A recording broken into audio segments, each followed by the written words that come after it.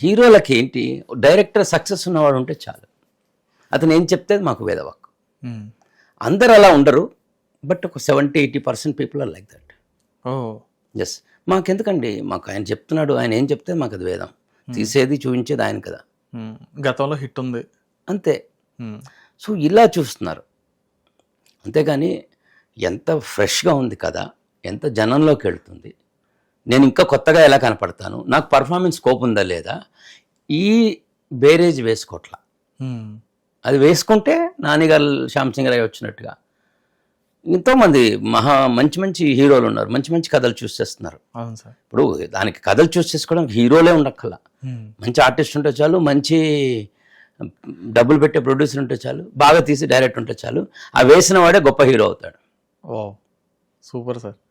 మీరు ఉదాహరణకి కంచెరపాలెం. అవును సార్. నేను సినిమా చూస్తూ అసలు ఎక్కడున్నాను నేను, అసలు నాకు సిగ్గుపడ్డాను.